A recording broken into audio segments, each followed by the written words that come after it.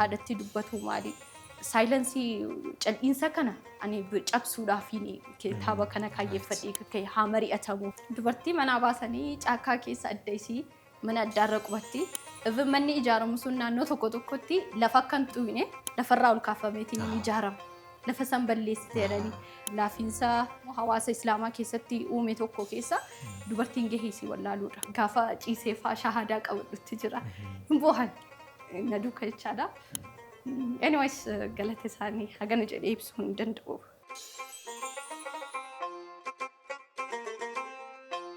Egaa daawwattoota keenyaa sagantaan keenya akkasii booda amma immoo sagantaa keenya kan keessummaarra gahee jira. Keessummaan keenya kan guyyaa irraa immoo ammas dubartiidha. Dubartiin tun dubartii isin bira gahuudhaaf dubartii ganaa lafaa dhufaa jirtu dubartii waan hedduu qabattee gara keessan dhufaa jirtudha. Ishee wajjin maqaa ishee wal barannee eessatti akka dhalatte barnoota isheetiin wal qabatee isheedhaan wal barannee walitti dachaana. Salaamu alaikum warahmatullahi wabarakatuh. Waalaikum salaam warahmatullahi wabarakatuh. Mee dura dursuudhaan baga gara miidiyaa keenyatti dhufuutee isin jenna. Galatooma. Mee jalqaba maqaa kan keetii fi iddoo dhalootaa kan keetii nu himiti. Achi booda garaa gaafii keenyatti seenaa jechuudha. Hayyesh maqaan kiyyaa Najaas Siraaj jedhama. Dhalattuu magaalaa Roobee magaalaa Roobee keessatti Godina Baalee magaalaa Roobee jettee dhaladheetiin hin guddadhe.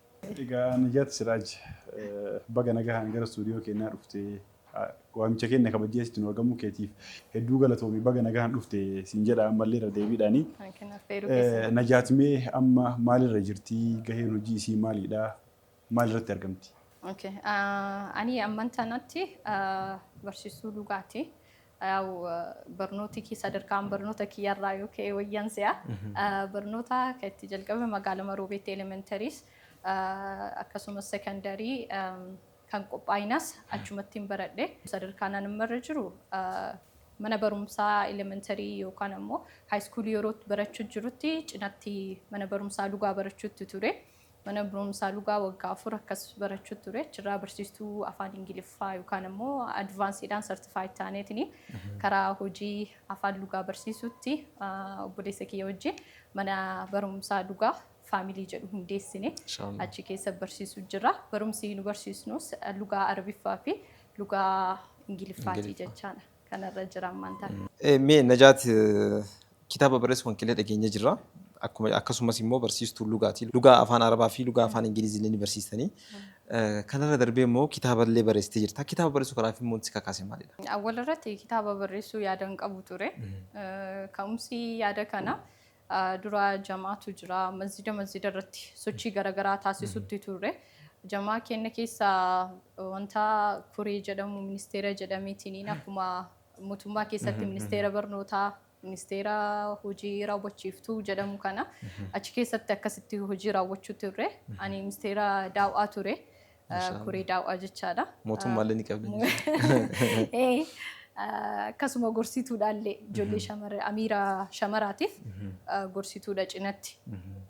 Achirratti sochiin hojjennu daawwaa irratti kan hojjennudha. Uummata daawwaa sochii barnoota amantiitiin kakaasuu barsiisuu fi wanta sagantaa garaagaraa iddoo masjidaa jamaa keenya irratti dhiyaatu irratti sagantaa san qindeessuu wantoota yaadota dogongoraa yoo jiraatan wanti ijoolleen dhiyeessitu hadiisotaa fi hiikaa qura'aanaa wantiin kana qoratutti kanarratti hojjenna turre.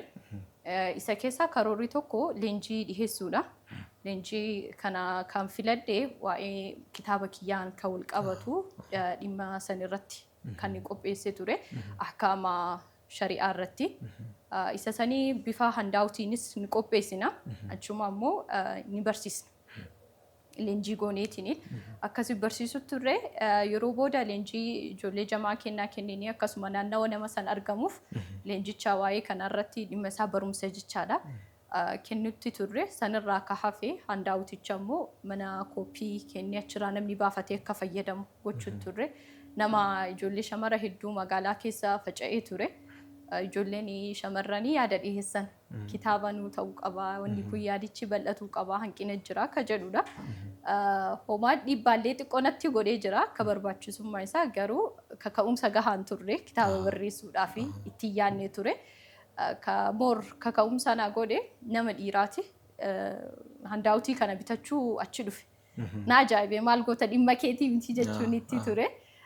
jennaaniin namaaf barbaade haadha warraa kiyyaaf barbaade naan jedhee ture. Achirratti yaada osoo namni kun barreesse ana ta'uun beeku nama barreesse san. Nam barreesse kun hanqinni kun hedduu jira. Osoo kitaaba ta'ee barraa'ee maal ka jedhu yaada kana akkas kaase.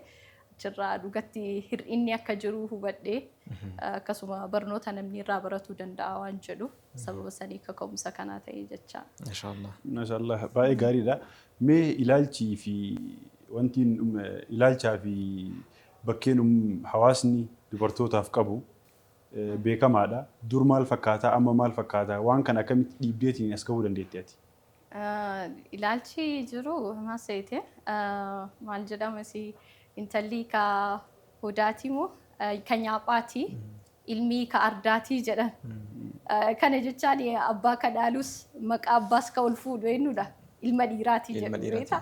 Kuni yaada dogongoraati. Eenyullee ta'u abbaa qofa osoo hin taane ardaa san guutuyyuu intalli takka yoo jabaattee barattee jette yaamsisuu dandeetti.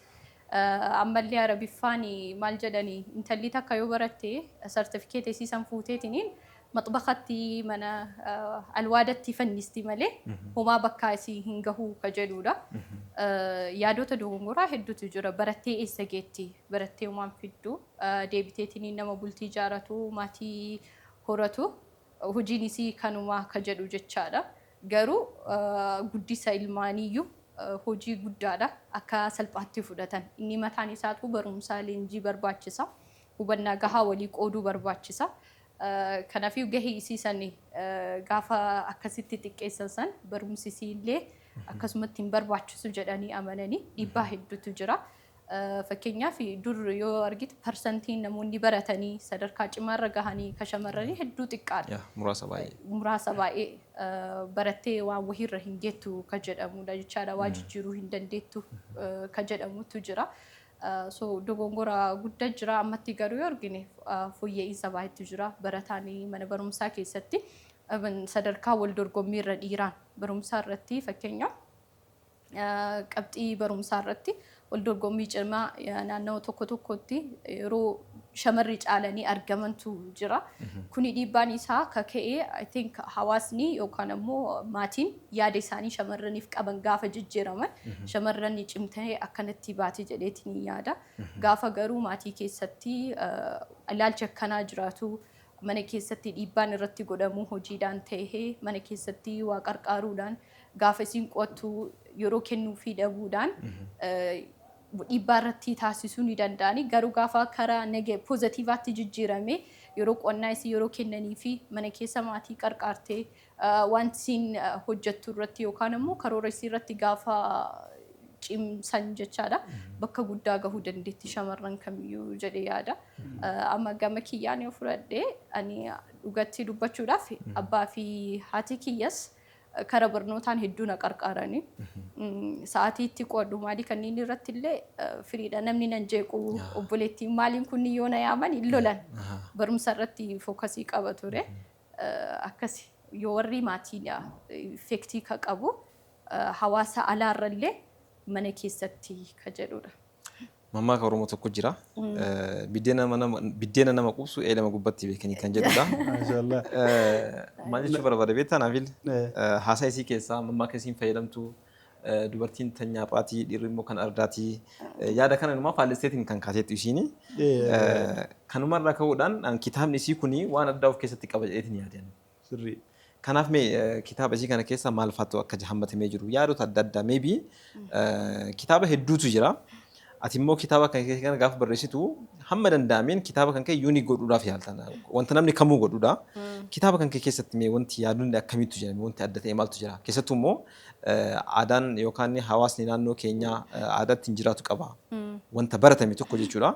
Kan mammaakni nama duraan akkas ta'e kun mammaakni dubbii fi dallee akka beeknu mammaaka kan kee kanarraa ka'uudhaan yeroo dhuftu yaada hawaasa keessaa yaada dogongora ta'e jette faallesteetiin kan kaate kitaabni kan kee kun immoo waan adda addaa of keessatti qabata keessattuu immoo yaada nuti keessattuu uummata Oromoo biratti sirriitti fudhatama qaban barteedhaan jechuudha. Dhiibbaalee miidhaalee haa qabaatanii yaadota fudhatama qabantu jira akka aadaatti kan itti fayyadamnu jechuudha. Yaadota kanneen immoo faallesteetiin kan kaate hamma taateen jechuudha. Dogongora jettee kan itti amante jechuudha. Kanaafuu mee kitaaba kan kee kana keessa yaadota akkamii faattu jira? kitaabni awwala gaafa ka'u aayaa qur'aanaatiin fayyadamee ka'e was'aluunaka anil mahiid ka jedhu nu haguma qaraan irraa fakkeenyaa fi ijoolleen namuu barumsiisaa sadarkaan garagara dhufanii gaafatan anammoo gaafii bulcheetiin deebisaaf laalee fataawaa maal akka jedhani dhugaa arabiffaa irratti illee waan hubadhuuf fataawaa shekkotaa dhaggeeffadheetiin deebii kennaaf ture. Baqa handaawtii ka qopheessallee naannawa kanarratti ka jedhudha. Ahkaama isaa shari'aan akkamitti ilaala ka jedhu. Gaafa barreessutti ka'e ammoo waan kana qorachuutti ka'e barreessuun duratti maalidha wanni kun hawaasa keessatti maalii ka jedhu dookumantarii garaagaraa ilaaluu ture. Gaafa dookumantarii garaagaraa ilaalu wanti kun histirii keessatti waan diip ta'e wahiiti gadi fageenya waan qabu wahiiti. Hawaasni iddoo naannoo garaagaraatti biyya addunyaa kanarra jiran hubannoo garaagaraa qaban ka jedhu hubadhe. San kitaabota garaagaraa websaayitii dookumantarii ilaalutti ka'e. Yeroo kana hubadhutti kompeer gochuu wal dorgomsiisuu eegale. Amantiin kenna maal jedha? Yaadonni aadaa biranii jiranii fi amantiin biroo maal jedha ka jedhudha. Yeroo qorannoo kana ka'u gaafa kitaaba dubbisu amantiin Islaamaa restriction dhiibbaadhaan yookaan ammoo daangeffama wantoota garaagaraa hin gootu ka jedhee kaahe jibbiinsa dubartii saniif qaburraahi ka jedhutu jira. Anammoo akkan amanutti illee akka amantii kennaatti illee jibbiinsa irraa osoo hin taane wahiif sababa wahiitiif ka jedhu amana ture. Sanirraa akka ka'e kompeer gochuudhaan qorannoo geggeessa riisarchii godhutti ture. Riisarchii hedduu irratti afaan kennaan jiru yookaan ammoo afaan Oromoodhaan hin jiru tokkoffaa. Afaanii Ingiliffaan ka barreeffame hedduun isaanii ammoo wantoota kana histirii ka barreessanii amantii Islaamaa hubannoo gadi fagoo irraan qabanii akkuma amantiin Islaamaa akkuma amantii biroo amantiin Islaamaas jibbiinsa irraa akka ka'ee ka jedhu kaahanii turan. So yaada kanaan jijjiiruu qaba ka jedhu ka'e. Sanirraa ka ammallee humnanaa ta'e gaafa aadaa Oromootti as biyya keenya keessa dhufuus wanta akka amantii Islaamaatti dubartii yeroo kana ka jibbu amantiin biraa hin jiru ka jedhu nama naan jedhu arge kunis xiiqii keessa na galche saniif tokko qorannoo isaa san geggeessee jechaadha akka amantiin Islaamaa kabajaaf waan kana akka godhe wantoota hedduu haadhogguu malee wantoota hedduu ammoo dubartii kanaaf kan amantiin kamuu hin godhin yeroo kana qofa keessatti yeroo bakka hedduutti ulfeessee jira kabajee jira as toopikiin kiyyaa waan kanaa waan ta'eef as gabaabsee gaafa laalu waan kana qofa irratti hagam takka akka ulfeessee jiru ilaalchi dogongoraa jiru sun kan namni dogongoraa amantii Islaamaaf qabu sun tootaalii dogongoraa akka ta'e hubachiisuudhaaf kana keessatti kaase histirii of keessaa qaba jechaadha. Keessattuu immoo waa'ee iddoo amantiin Islaamaa dubartiidhaaf kenne warroonni biraa immoo faallaa isaa haasa'an. Faallaa haasa'an yaanni sun dogongoraa akka ta'e fakkeenyaaf namoonni amantii biraarraa karaa na dhufu hin jiru hin gaafatan gaafii kana. Maaliif dubartiin hin salaanne hin soomne mana amantaa maaliif hin dhaqne jibbiinsaa mitii kun jedhaniitiin ka gaafatantu jira jecha. Anammoo deebiin kiyya jibbiinsaa miti sababa kana ka jedhuudhaaf kaayee jecha kitaaba keessatti. Inni itti aanu immoo naannawni ani fookas irratti godhe qaama wal hormaataa shamarranii irratti hukmii shari'aa histirii seenaa fi akkasumas saayinsii fayyaa irratti fayyaa isaanii akka hubataniif amma naannoo kanatti wanti jiru dhimma kanarratti calliinsatu jira. Dhukatee dubbatamaa, hasaasiidhaan dubbatamaa, oliin bahu, abbaa fi ilmoon amma tootaalii waan kanarratti osoo dhukkubayyuu ta'e himatuun saalfatti hin dubbatamu. Even haadhayyuu jechaadha. Abbaayyuu dhiifnee haadha birattiyyuu baay'ee dhukatama. Yookaan fara jalqaba irratti marsaa jalqaba irratti gaafa shamarrii waan akkanaa argitu obboleeyyan fa'aa yoo hin qabaatiin haadhatti dubbatu maali?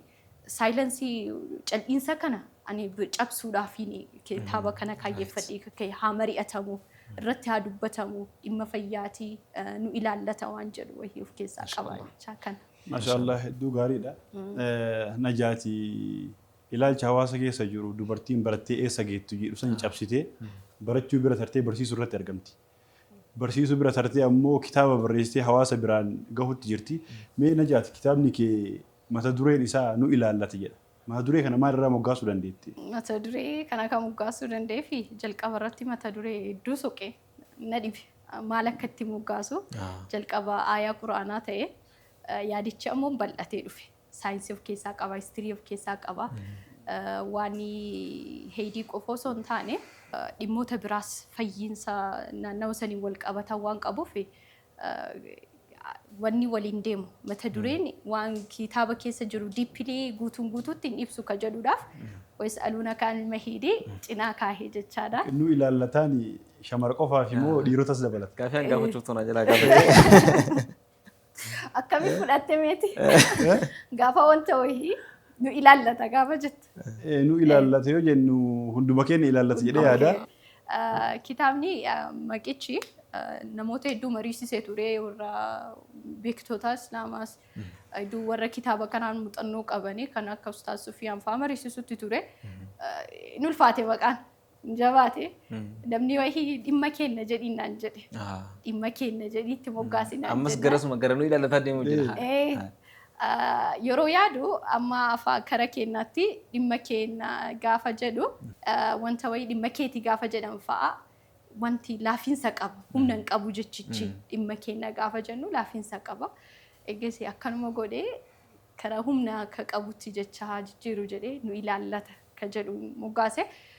Nu ilaallata gaafa jedhu fayyaan shamarranii fayyaan dubartootaa namni eenyumayyuu ni ilaallata. Amma fakkeenyaaf barreessituudhaan shamara suuraan achirra jiru shamara nu ilaallata gaafa jedhu shamara kara shamarranitti fudhatuu danda'ani. Garuu yaanni kiyya nu ilaallata gaafa jedhu namni kitaaba kana fuudheetiin nu ilaallata gaafa jedhu maaltu na ilaallata gaafa jedhu of keessa maaltu nu ilaallata waan jedhu of keessatti uumee dubbisee akka laaluuf. Kanaafiyyuu kitaabichi gaafa nu ilaallata jedhu hawaasa guutuu ilaallata. Fayyaan ilmaa fakkeenyaaf shamara gaafa jettu isheen walakkaa hawaasaati jalqaba irratti. Hawaasa walakkaa isaa immoo ka oomishu shamaruma mataa ishiiti. Hawaasni guutuu jedhudha. Ishii maal jechaadha? Isiidha. Maaliif siin jedhe beektaa? Gaafa dhukkubni tokko daddarbu redduu ilmoorraa haadharraa gara ilmaatti darba. Garuu keessattuu gaafa qaama wal hormaata wal qabatu dhukkubni gara siin darbu gara haadhaatti darbu gara ilmootti darbuudhaaf carraan isaa guddaadha. Fayyaa qabaatuunis fayyaa qabaatu hawaasaati. Ka jedhudha. Kanaafiyyuu eenyumallee in ilaallata nu hundaa nu ilaallata. Nu ilaallata sirriidha wani shamarraniis ilaallataa miire. Amantii Islaamaa watii wal qabatee warroon amantii biraa keessa jiran amantiin Islaamummaadha dubartii akka dhiibu dubartiidhaaf gahee bakka guddaa kan kennine yeroo haasa'an argina. Kanaaf immoo akka ragaatti immoo wanti fayyadaman hedduutu jira. Siiraa inni yaadattoo ta'e Rasuulli alayhi salaam gaafa gara Madiinaa hijiraa deeman ansaaraaf muhaajiroonni gaafa obboleewwan ta'an hedduu muhabbaan isaanii obbolummaan isaanii daran cimaa waan dhufeef dubartii walii hiikuulleen sadarkaa sanarra gahanii turani.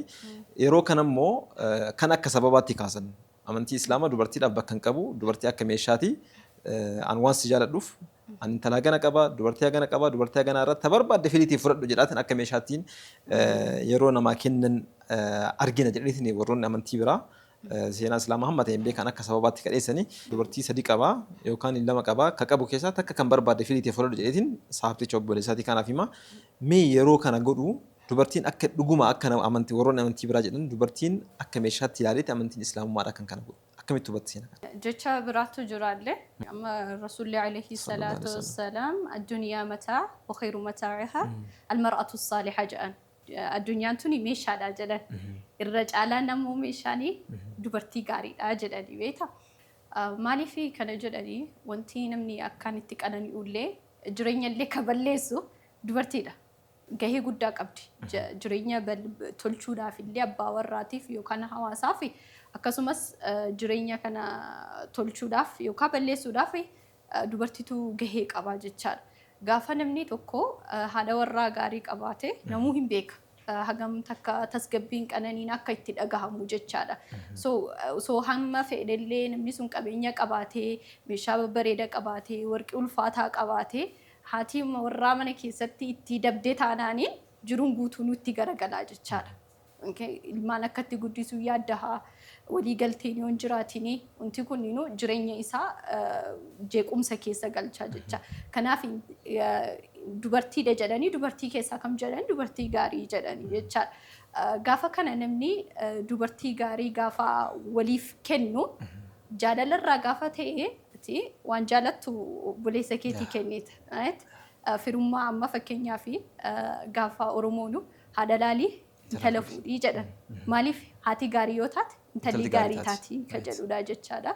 So kanaafiyyuu namni gaafa tokko warra jaalate dhaqeetii warra sanirraa fuudha. Gaafa kana firummaan maal ta'a? Sanyiin sun maal ta'a? Sanyii jabaataa, sanyii bareedaa ta'a jechaadha. Hubatuu dhabuudhaaf malee waan Islaama jedhee negatiivatti fudhatuu barbaannaadha malee diippilee osoo keessa seenanii waan poozitiivaa keessa soqanii guutuun waan poozitiivaa argatu jechaadha. Sababa kana sanyii cimsuudhaaf, sanyii bareeda qabaachuudhaaf namni kamiyyuu addunyaa kanarratti hortee bareeda jaalata, sanyii ittiin boonu jaalata, gosa ittiin boonu jaalata. So kanaafiyyuu kana akka ta'uufidha. Waan gaariidha. Ilaalchi dubartoonni yookaan ammoo warroonni islaamummaan dubartootaaf bakkee hin qabu, islaamummaan dubartootaaf bakkee hin taane kenna jedhanii yaadanii fi duubatti deebilee seenaa yoo ilaalle seenaa hedduu jira. Bara bulchiinsa Umar ibn Khattaab radiyallahu anhu bara isaa keessa koreen faayinaansii yookaan ammoo mallaqa qabduun bulchiinsa isaa keessa dubartii turte. Warri filosofii akkasumas warri saayinsii hedduun isaanii dubartiidhaan maal jedhan ilaalchi isaan dubartiif qaban maal jedhan jennee duuba deemnee qorannu taate sanis ragaa argachuu hin dandeenya. Saayintistoonni warroonni filosofii ilaalcha hin taane dubartootaaf qaban ture. Dubartiin itti fayyadamuuf malee wanni isiin uumamteef hin jiru saayintistoota jedhantu jira. Akkuma reefsii kaasee bara bulchiinsa Umar ibn Khattaab keessa koree faayinaansii kan ture dubartiidha jechuudha. Kun ammoo bakkeen islaamummaan dubartii kenne seenaa kanarraa qorachuu hin dandeenya. Gara Najaatitti deebina. Yaada tokko seenaa kaasuu takkitti beekama. Maaltu jira beektaa? Ani akka nama mul'atutti amantiin Islaamaa amantii dhugaa waan ta'eef duulli kun martii irratti geggeeffama. Karaa godhatanii shamarran malee osoo diippilii keessa seenanii shamarrii wanti aangoon isiin qabdu, gaheen isiin qabdu gahee guddaadha. Ani yaadicha sanii negatiivatti akka fudhatan hubachuuf achi biras qofa sii kaase malee gahee kana hin jedhamnedha. Fakkeenyaaf wanti ani kaasuu barbaade amantii biroo yoo ilaaltee jiraatte namni biraa yookaan ammoo aadaa ilaalcha biraa keessatti even namaa ka jedhu qorannoon irra geggeeffamee ture shamarri mataan isheetu nama moo namaa miti ka jedhu shakkii keessa turanii jechaadha. Kara biraatiin amma qorannoon geggeesse kanarratti waa'ee kitaaba kiyyaa wal qabatee jechaadha. Manaa fageessutu jira. Dubartii manaa baasanii caakkaa keessa adda isii mana addaarra qubatti. Even manni ijaaramu sun naannoo tokko tokkotti lafa akka hin xuqne lafarraa ol kaafameetiin ni ijaarama. Lafa san balleessite jedhanii. Asuma naannoo Amaaraa keessatti gojjoo kanatu jira. Marjam gojjoo jedhanii. Naannoo warraa fageessanii ijaaru dhakaa irra marsan. Maaliif irra marfama jennaan naannoo qulqullinaa fi naannoo isaa adda baasuuf. Naannooyyuun xureessitii ka jedhu jecha. Kabiraa keessatti wanti dubartiin niyyuu ofii ilaalchi guddinarraa ka ka'e bakka keessa qubatte san yeroo baatu guddeetiin hin deemti jedhan. Iddoo san jechaadha. Uffata yeroo san uffatte ni gubdi. Nyaata hin bilcheessitu wanta akkasii jecha. Restrictionii guddaa jira. Even Oromoon waaqeffannaa keessatti iyyuu jechaadha. Akka Oromootti wanti kunniin namoo akka amantii ofiitti poozitiiva jedheetiin hin fudhata beektaa. Garuu maaliif gaafa gara amantii Islaamaa dhufee restrictioniin amma fakkeenyaaf kenna waliin nyaanna waliin dhuyna. Even Rasuulli alayhi salaatu wassalaam Aishaa yeroo isinii heeydira jirtu bakka isin irraa dhuyde afaan isii kaahatti san laalaniitiin bakka sanii dhugan turan. Bakka isin lafee irraa kutatte san laalanii lafee kutatutti jiran. Namni kun ammoo maal jedhe hin bilcheessine nu dhukkubsaa maalii jedhanii irraa fagaatutti turan. Maaliif amantiin Islaamaa akkana dubartii ofii dhiyeessu yeroo kanatti negatiiva ta'e yaadni isaanii warreen akkasiin manaa baasaniitiin kal'oo afaniitiin ala teessisan dubartii manarraa baasanii kophaa isii ala teessisan maaliif poozitiiva ta'e ka jedhu gaafina keessatti uume. Yoo diippilii waan kana keessa inni haasofne iddoon amantiin Islaamaa dubartiidhaaf kennee fi iddoo warroon dhiyaa kunniin dubartiidhaaf kennanii wal bira kompeer goonu waa walitti yoo dhufu miti. Mirga dubartii waan jedhu ka fide warroota dhiyaa kennin. Warra as dhiyeenyaa kennin mirga dubartii nuti. By the way gaafa rakkoon jiraate furmaan dhufa miti. Amma mirga dubartii ka jedhu kun jechummaa isaatu furmaata. Furmaanni kun ka dhufi immoo rakkoon waan jiruufi. Dubartiin waan dhiibamtuufi akka aadaa warra dhihaa kenninitti biyya keenya keessas ni jira. Iddoo garaagaraatti immoo Uummatuma keenya kan Oromoo keessallee jiraachuun numa mala. Mirgi dubartii wanti jedhamu kun wanti dhufeef wanta aadaan sun duudhaan hawaasa sanii mirga dubartii waan dhiibuudhaa fi amantii Islaamaa caalaa immoo bakka guddaa dubartiidhaaf kan kennu eessallee hin jiru. Hin jiru. Warroonni sanaxxallee warroonni zamanaawii taanee jedhan kunniini osoo isaan hin uumamin dura osoo isaan ilaalcha isaanii dubartiif ilaalcha faallaa kan qabaatin dura islaamummaan bakkee sirrii bakkee isaanii malu dubartootaaf kenna. Kitaaba kan keetiin wal qabateetiin haasaa jirru kitaabni kan kee waan kana hedduuf keessatti qabata jedhee waan yaadnuu fi kan kana kaase mee immoo dubartiin akka biyyaattis ta'uu ni danda'a akka amantiittis ta'uu ni danda'a guddinaa fi fayyina hawaasa keenyaa keessatti gaheen ishiin qabdu maalidha? Leenca piroonaawudii yookaan moggaasa dhiiraa qabaatame akka fakkeenyaaf afaan arabiffaatiin taadhuma irratti marbuuxaa yoo goote shamara ta'uu argisiisa. Dhiira ta'e malee gahee leencaati jedha. Leencitti jechuurrallee leencatu irraa wandiidha na fakkaata. Gaheen shamarri qabdu gahee guddaadha. Agana jedhamee kan ibsamne sii kaasee ture yeroo awwala. Wanti guddina jedhamu tokko fayyaa yoo qabaatan guddinni argama. Fayyummaarraa akka ka'u jechuudha. Kan fayyaa immoo fayyaa guutuu ta'uudhaaf hubannoon barbaachisaadha. Shamarran gaafa hubannoo gahaa qabaatan hubannoo bilchaataa qabaatanii waa'ee keessattuu waa'ee fayyaa isaatiin wal qabatu sammuun isaanii gaafa nagaa argatee tasgabbii argatee barumsa gahaa gaafa gonfatanii wantiin isaan hawaasa keessatti qaban gahee guddaadha jechaadha. Fakkeenyaaf gaafa mariin jiraate mana keessatti ilmoon haadha waliin mari'achuutti jalqabdee haati sun gaafa barumsa qabaatte taate hawaasa akkamii uumti ka jedhu hawaasa cimaa akka ta'e hubannaa jechaadha. Dhiibbaa kaaseetiin laafiinsa hawaasa Islaamaa keessatti uume tokko keessa dubartiin gahee isii wallaaluudha.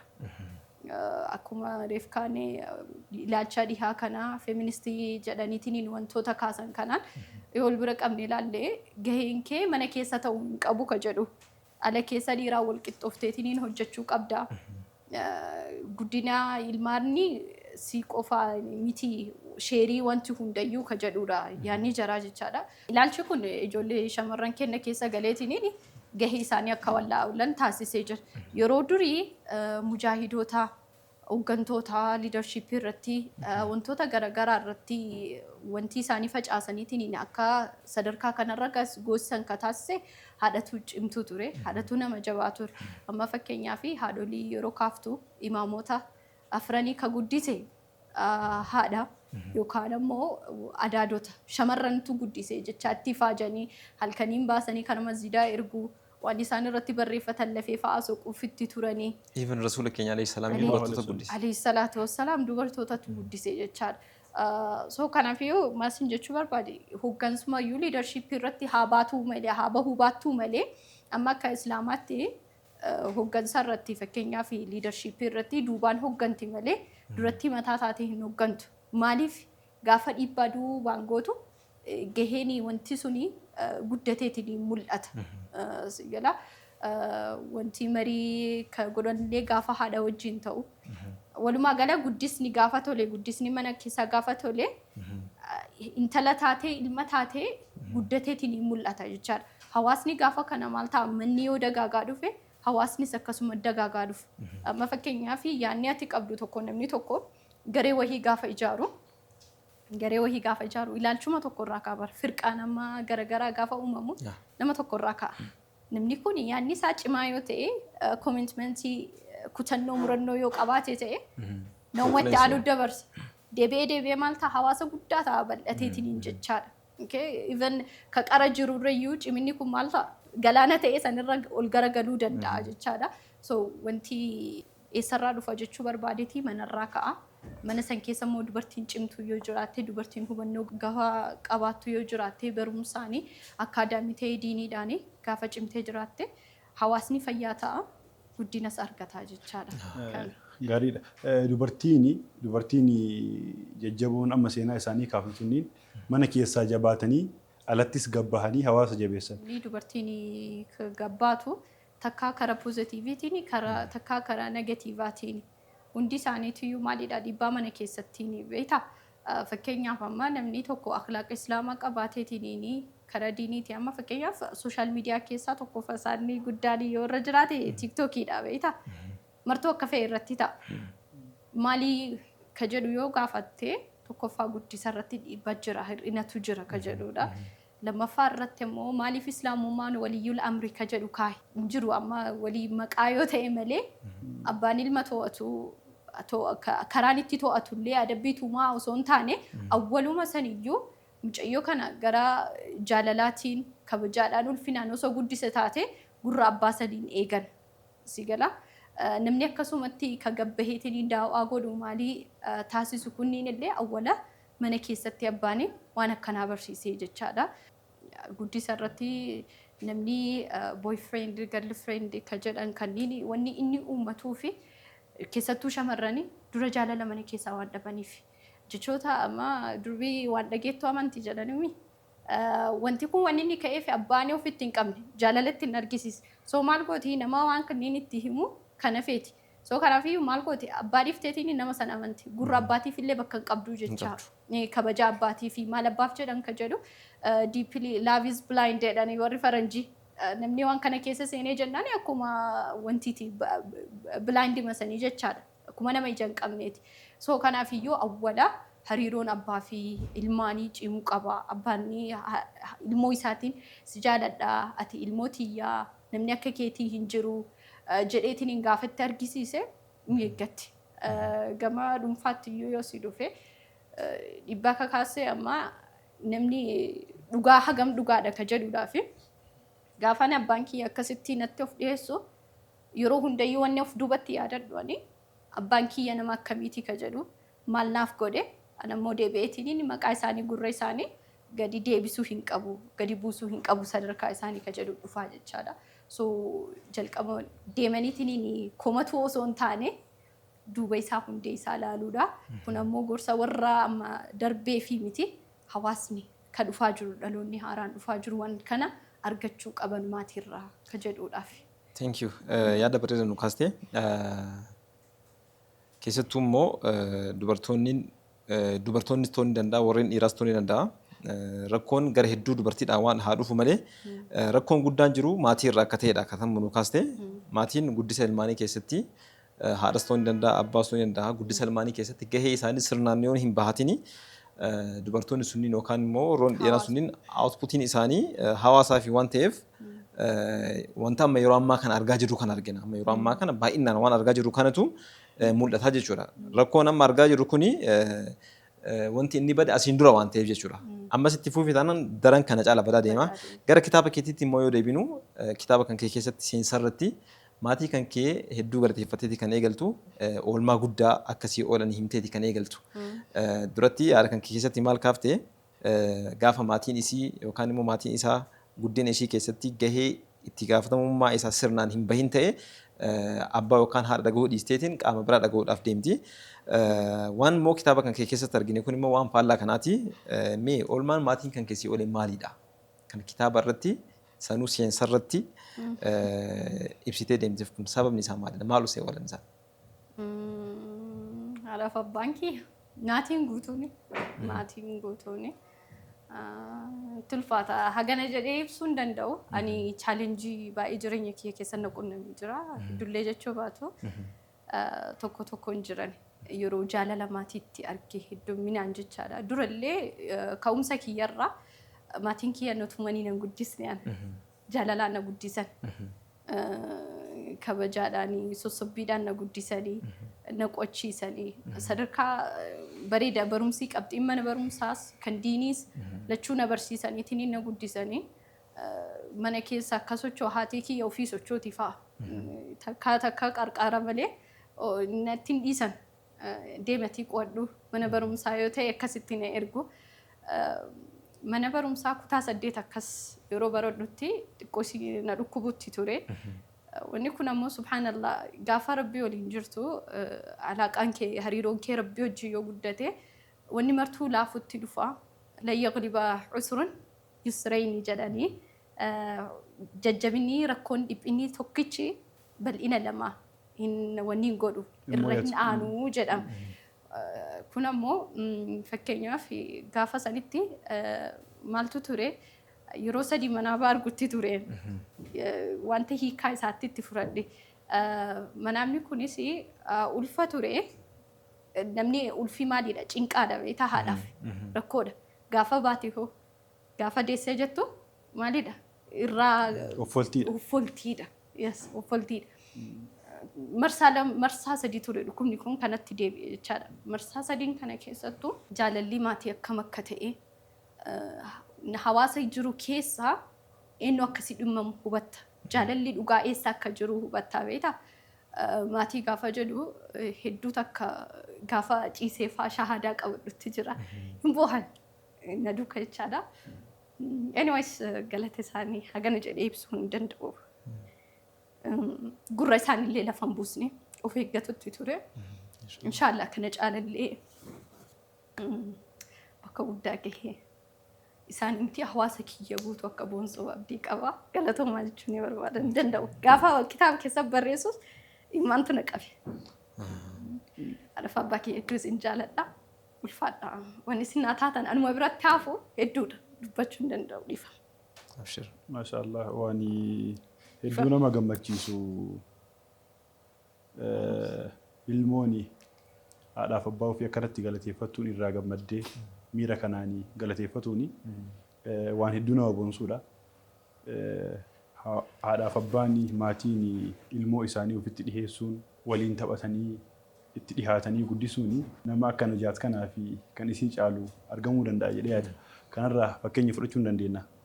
Waa'ee maatii isii galateeffatteetiin carraa kitaaba barreessuu argattee carraa kitaaba barreessuun keessatti immoo carraa maatii isii galateeffachuu argachuun kuni isiillee ni boonsaa maatiillee ni boonsaa beeki. Baga immoo kan argite maatiin keellee baga kan argisiin jenna. Alhamdulillah. Haadaa min fadli rabbii. Maashaallah waan gaariidha. Kitaaba barreessitee kitaabni kee haga ammaa harka hawaasaarra hin geenne. Mee kitaabni kee harka hawaasaarra yoom gaha? Dubbiftoota biraan yoom geetta kitaaba kee? Sadarkaa maalirra jiran? Sadarkaa maalirra jira? Kitaabni goolabamee jira. Xumuramee maxxansaa galee jira. Ji'a muraasa booda inshaallah yoo rabbi jedhe onkololeessa keessa hawaasa bira ni gahaa jechaadha. Egaa Najaat dubartii ta'uu kee waliin hawaasni ilaalcha dubartiif qabu kamaa gammaa haasofneeti kana ta'uu waliin chaalenjiiwwan si qunnaman kitaaba kana barreessitu hanga ammaa chaalenjiin jiru maal fakkaatanii waan beekuuf qabda? Okay, chaalenjiin kitaaba keessatti kitaaba barreessuudhaaf jalqaba sadarkaan kitaaba barreessuu hedduu ulfaata. Akkas seenee yeroo walitti seenuu namni hedduun kitaaba baasee waan eebbisiisuuf waan salphaanatti fakkaata. Muuxannoo isaas hin qabu waan ta'eef seenee erga wanti qorannoon isaa immoo waan kitaaba dubbisuu aadaa waan qabuuf salphaa ture. Dubbisuun qorannoo walitti fidduun salphaa ture. Garuu kitaaba gootee dhiheessuudhaaf jechoota duraa duuba isaa eeggatu jira. Waa hedduu chaalenjii qaba. Irra deddeebiina dubbisi. Fakkeenyaaf maallaan jedhanii turanii namni miidiyaa irratti bahuu fi kitaaba barreessu hawaasa keessatti akka nama qullaa baheetii jedha. Namni martumaa soqa AB keessan soqa. ABC soqa. So sa'aatii hedduu kenneefi chaalenjiidhaawwan laayifii kiyya keessa jireenya kiyya keessa jiraniinis sa'aatii hedduu fudhatee ture. Wanta har'a karoorfadhe tokko haganan dubbisa yoo jedhe fixuu qaba ka jedhurraa ijji martii na dhukkubdee ija takka qabadhee yeroo barreessu jira.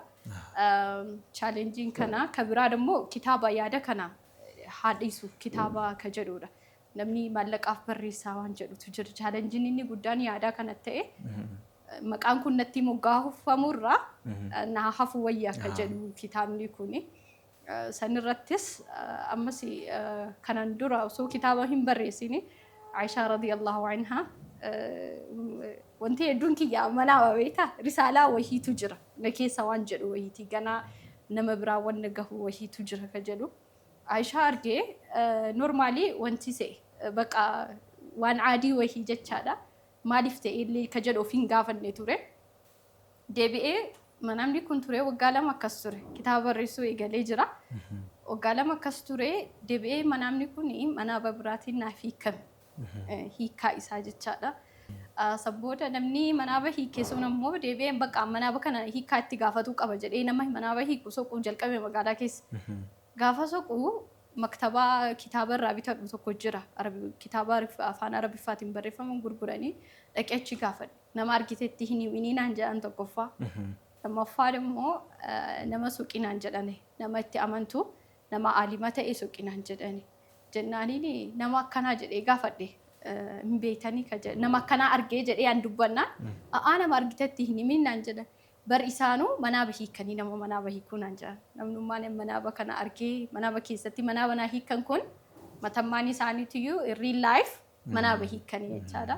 Isaan bira dhaqee iddoo du'aayinaa godhanii risaalaa qabdaa naan jedhanii jechaan barumsa waan beekumsa diinii irratti ka jedhudha. Isa sanii naaf himanii amma wanti jiru dhaabuu qabaa kitaaba kana hin geessu ka jedhudha. Egasii ammas ciisee kun risaalaa kee jalqaba hojii kee roolii kee ka jalqabaati ka jedhu uummata barsiisuu irratti wanni kun ahkaama islaamni ammoo salaanni ammoo utubaa jalqabaati dirqama wanta namni tokko godhuu qabudha. Jalqaballee gaafa akhiraa namni wanni irraa gaafatamu tokkoffaa salaataa jechaadha. Salaanni kun ammoo xahaaraadhaan ta'a qulqullina isaa akkamitti akka eeggattu beekuu qabda. So chaalenjiin inni guddaa shamarran irra jiru waan kanaa seeraan barumsa isaanii qabaachuu dhabuudha. Kara biraatiin namni gaafa fataawaa gaafattu itti baacuu jira. Sooshaal miidiyaa irratti gaafii akkanaa yeroo gaafatanii beekumsaaf osoo hin taane kan sheer godhamu itti baacuudhaafani. Akkamitti waan akkanaa gaafatti ka jedhu shamara taatee bakka gaafii sanitti kolfuudhaaf ajaa'ibsiifachuudhaaf beekumsa irraa fudhatuuf osoo hin taane kana kanaaf sheer godhan. So maaliif sooshaal miidiyaa irratti ol baatee gaafachuun barbaachisa ka jedhudha. Kitaaba dubbistee salphatti argachuu ka dandeettu kana yaadana keessa uume inni guddaan ammoo Rasuulli alayhi salaatu wassalaam dalagaan ilmi namaa cittuudha waa sadiidhaan alatti jedhan. Tokko sadaqaa jaariyaadha, lama ilmiidha, sadaffaan ilma gaariidha. Nama du'aa isii godhu sadaqaa sirraa godhatu argachuudha. So kanneen sadiin keessaa har'atti chaansiin ani argadhe maalidha? Ilmii tana dhiisee deemuudhaan. Karaan tokkoffaa ilmii tana ittiin dhiiseetiin hin deemu tokko kitaaba kana yoo barreesse hanga kamittuyyuu dhaloota irraa kitaaba darbuudha kitaabni an barreesse. So kuni ammoo anaa fi abdii guddaadha. Akhiratti osoo ani hin beekin gaafa rabbii wal qunnamu miizaana kiyya irratti kana argachuu waan barbaaduu fi sababa saniin bakka maqaan sun narra kaahamullee wanta kana itti fufuu qaba ka jedhudha. Wanti guddaan niyyaa kan keeti. Namni tokko yaa dhuguma mallaqallee barbaadeetiin kan kitaaballee maxxansu ni jira. Garuu wanti guddaan niyyaa kan keeti. Kan namni waan gaariillee hojjettee waan hamtuullee hojjettee maqaa si moggaasuun isaa hin oolu. Akka aadaa akka nama keenya ta'e illee immoo jechuudha. Keessattuu yoo waan gaarii akkana kana qabattee dhuftu maqaa garaagaraa si moggaasanii chaalenjiidha akka chaalenjii jirutti qabatta. Homaa miti keessa dabarta. Maqaa dhimma namatti baasanii keessattuu hawaasa keenya keessatti namoota fuuldura bahanii waan gaggaarii dalaganii maqaa dogongora akka daanyaan yookaan immoo eegaan kubbaa miilaa taphattoota jala fiigee dogongora saqutti hawaasa keenya keessa jireenya warra fuuldura jiran kanneen keessa dura bahaniitiin dogongora isaanii saquun hin jira. Inshaallah kitaaba kan keessatti illee waan hedduu argina inshaallah gara fuuldura immoo asirratti dhaabatte jenneetiin hin yaannu. Kitaabni kun kan jalqabaati. Maybe mata duree kanaan maxxansa tokkoffaa lammaffaa jaalala itti fufta jennee ni yaanna. Maaliif yaadonni hawaasa irraa dhufan ni jiranii. Atillee yeroodhaan yaadni itti dabaltu ni jiraata.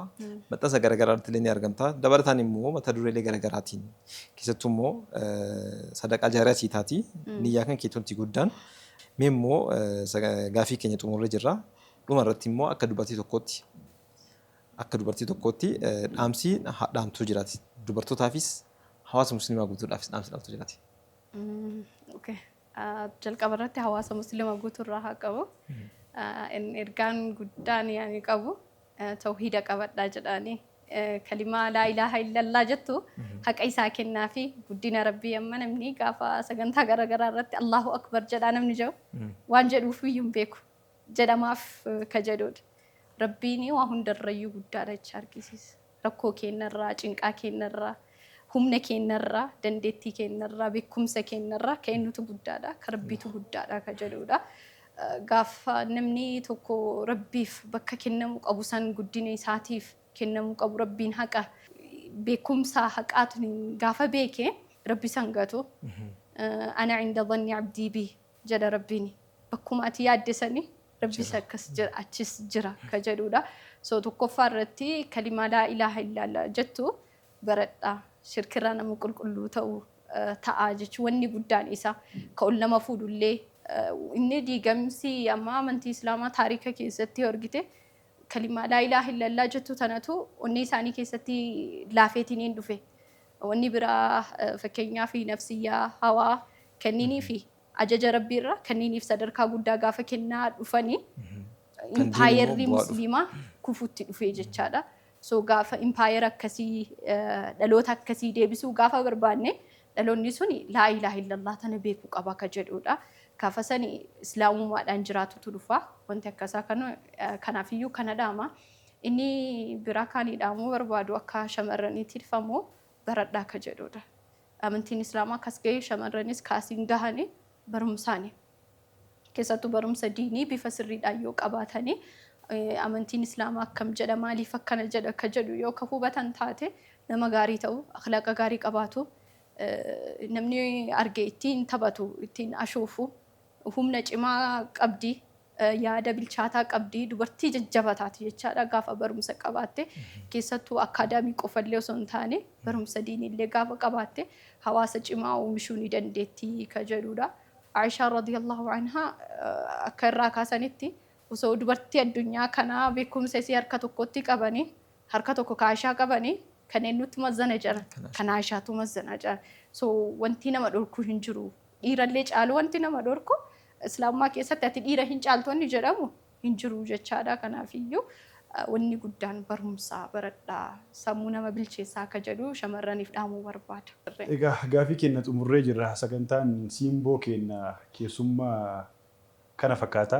Najaat yeroo kan qaalii nu kenniteetiin istuudiyoo keenyatti argamtee sagantaa kana miidhagaa kana keessattuu immoo waa'ee dubartiidhaaf dubartoota wal qabatu kaasaatiin yeroo bareedaa waliin dabarsinee kana nu godhuu kan keetiif hedduu galatoomii jenna. Kitaabni kan kee immoo maxxanfameetiin dhiyeenya kanatti maxxanfamee namoota hedduu bira akka gahu gahees fudhatama akka argatu fudhatama argatees immoo kitaabni kan kee mana maxxansoota irra dhumateetiin maxxansa tokkoffaa lammaffaadhaan akka itti deddeebitullee abdii qabna. Rabbiin umriilee si haa kaahu hawaasa musliimaatiif ganaa waan hedduu waan dalagdutu jira. Rabbiin umrii si haa kaahu kanallee si haa dalagsiisu jenna. Egaa daawwattoota keenyaa sagantaan keenya kan siimboodha kan keessummaadha kan torbee kana fakkaatu ture sagantaan keenya kan siimboodha ammas itti fufaa turtii gaarii isin jenna.